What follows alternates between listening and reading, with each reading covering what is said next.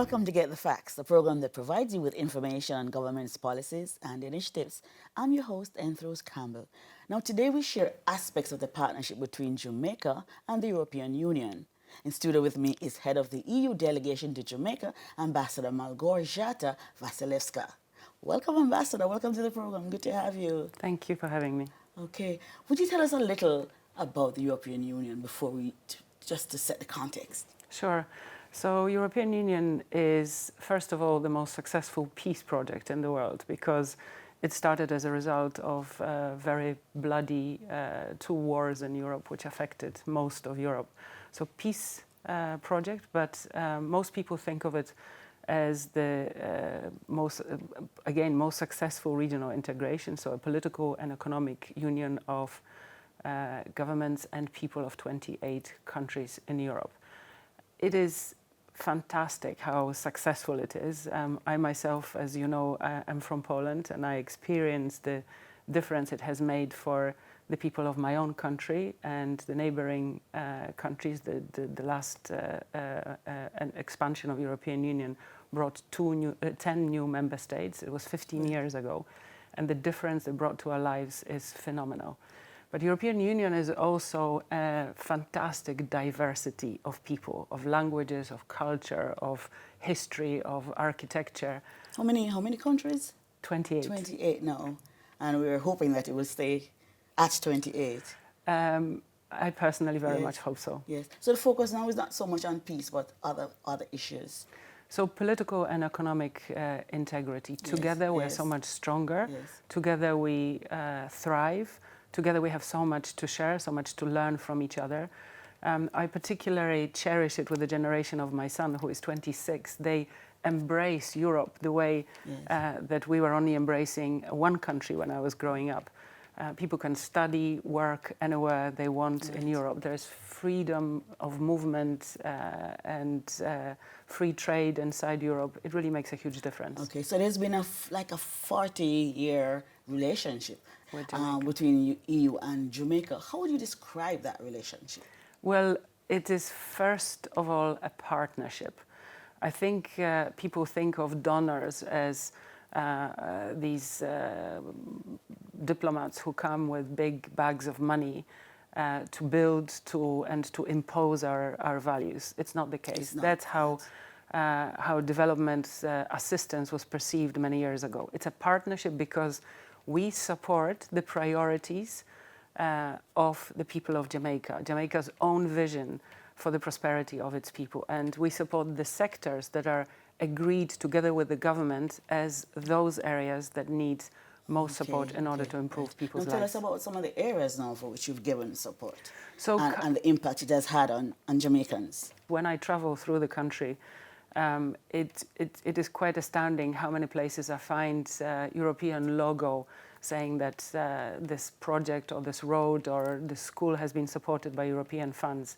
I have to admit I don't even know all of them. We were reflecting about this with the team that it would be good to be able to tell a more complete story. But we have most people, when you travel through the junction to North Coast Highway, don't notice that there is a Schumann roundabout because European Union funded both roads along the coast.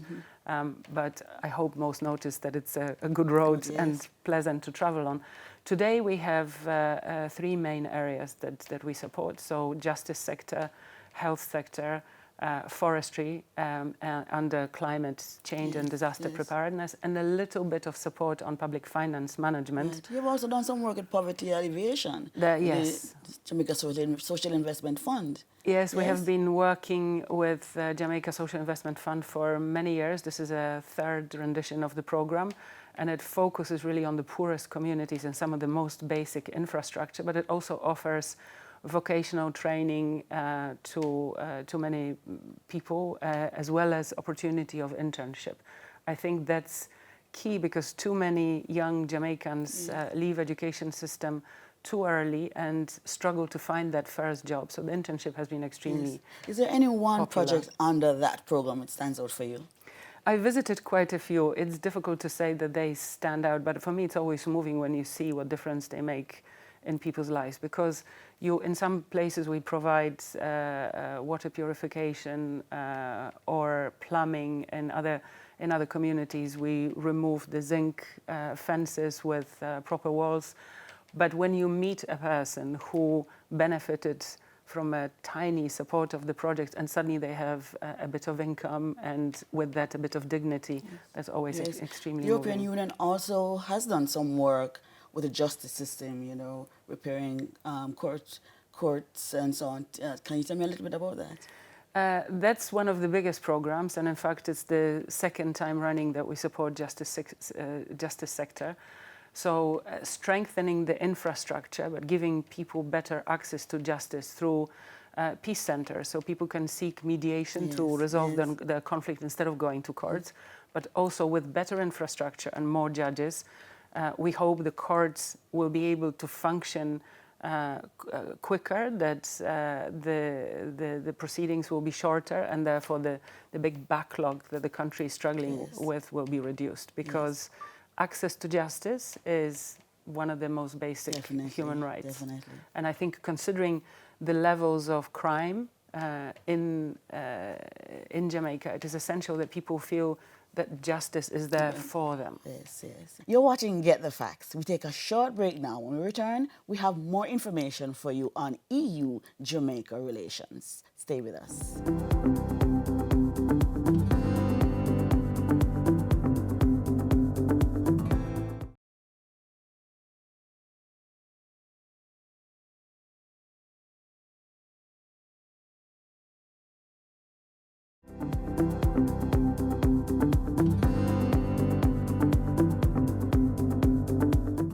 Welcome back to Get the Facts. We're discussing the long-standing relationship between Jamaica and the European Union.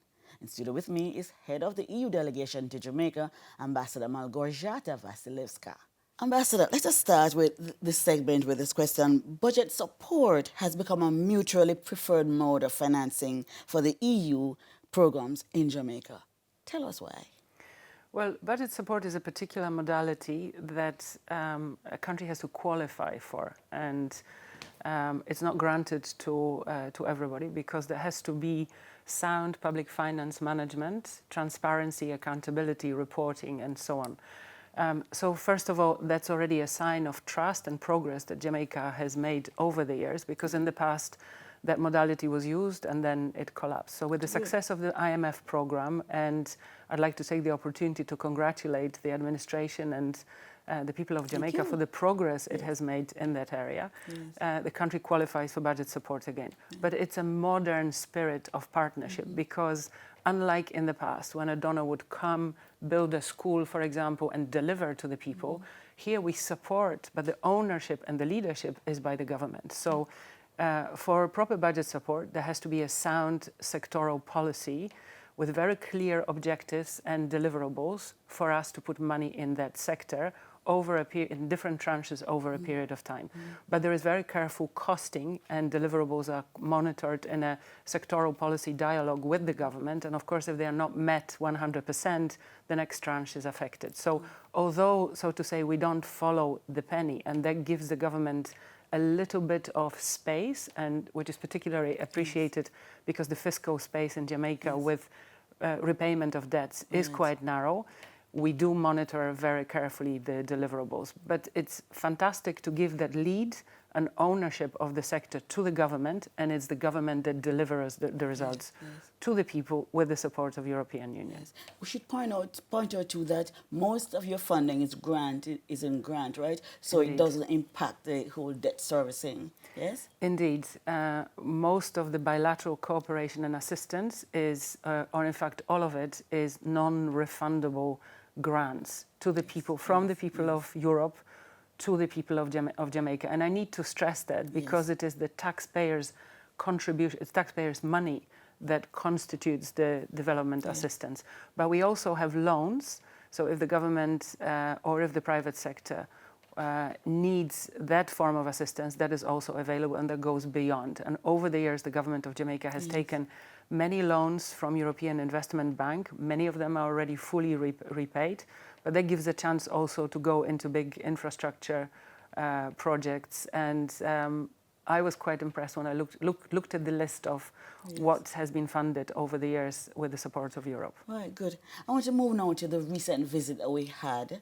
We had a high-level meeting and we had discussions about the Cotonou arrangement, which is to end in 2020, and also bilateral agreement discussions with our Prime Minister and members of the government. Tell us about that. What came out of that and how will Jamaicans benefit?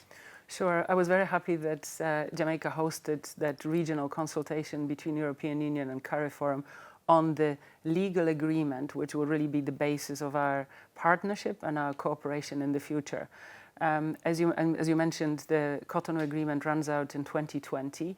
And when this current agreement was negotiated back in 2000, Europe was very different because it wasn't Europe of 28 member states. And the 10 new member states bring quite a different voice into the discussion. And sadly, I don't feel that the region has engaged with the 10 new member states adequately yet in order to make sure that they're supportive of where this new partnership is going to take us. But it should also be a different kind of partnership, a modern partnership, which is about our priorities, global priorities, about what we stand for and support in multilateral fora and how we work together on issues which affect all of us today, as well as what further assistance we can bring to the countries. But obviously with the economic growth, and I wish to the people of Jamaica that the growth continues successfully and fast, but with the graduation, of course, that relationship will change gradually into more private sector to private sector relations, and our mutual role will be to attract investments from Europe and better partnerships for the future. Specific to Jamaica? Specific to the region, but of course I am interested particularly in Jamaica, Belize, Bahamas, the countries that I cover. Specific to Jamaica in terms of bilateral cooperation, because Jamaica has a very strong voice and I would even say a leading voice in the regional discussions. But specifically for Jamaica, we will be very soon starting conversations on what should be the priorities for our support after 2020 within the bilateral envelope. But I think the new agreement will bring a lot more flexibility. We're not going to be locked into amounts and sectors the way we have been so far. So if the country is doing well, hopefully there should be space for more cooperation and more assistance. Good. Let's move now to Europe Day. It's coming up on May 9. Tell us about the history of Europe Day and its relevance. Well, Europe Day is very much like a celebration of a national day. We call it Schumann Day, and we celebrate it very much the same way as any countries celebrate their national days here. It's an opportunity to reflect on the partnership, acknowledge the partnership, invite guests to a reception to celebrate good cooperation in many areas, and reflect on how important this partnership is to us. Right. And then there's a film festival coming up in June, which will see more mixing of Jamaicans and Europeans, yes? Tell me about that. Sure. Well, following the success of last year, we are very keen to make the European Film Festival a little bit bigger and better. So it's an opportunity to bring European culture, European films to the people of Jamaica, and despite the fact that the films come in different languages, we really enjoyed fantastic attendance last year. There were even people who came to every single screening of the film, and following again the success of last year, we are keen to take the films to different locations. We will be focusing on students and young people this year, so we're hoping to show films at UWI, UTEC, Campion and MICO colleges, but we also we hope to have the opening again in the Spanish Court, and we would like to have at least one public screening, possibly in Emancipation Park. I'm not sure whether we can repeat the Ambassador Theatre in Trenchtown this year, but you never know. But apart from that, we're trying to also show films outside of Kingston, because people I'm happy for that. in other parts of the country were asking us to take it out of Kingston. So this year we will start with Montego Bay and Treasure Beach. next year, it would be my dream that we can also go to some of the more remote parts of Jamaica. But I have to admit also that it's an exercise made on a shoestring, and we rely very much on cooperation of our member states, our honorary consuls. Each day is owned by the representative of a country that offers to show the film. Yes. But I'm very proud that we can have it again this year. It will start on the 3rd of June and will last a whole week. But as soon as we have more details, we'll be trying to publish it on our social media. Yes, and we'll be happy to get that information so we can pass it on. And I hope you come. Yes. Ambassador, we're really happy that we could have had you today on the show, and we hope you'll come back again. Thank you very much for this opportunity. We often feel that people in Jamaica don't know enough about what this partnership is about. Why is European Union here? What do we represent? Or even where are all those mysterious 28 countries? I think most people know 2 or 3, but probably not the rest of them. Okay. Thank you so very much. This has been Get the Facts, and we're talking about the Jamaica-European Union relations. Our guest was head of the EU delegation to Jamaica, Ambassador Malgorzata Vasilevska. Join us again next time when we give you more facts. I'm Rose Campbell. Take good care.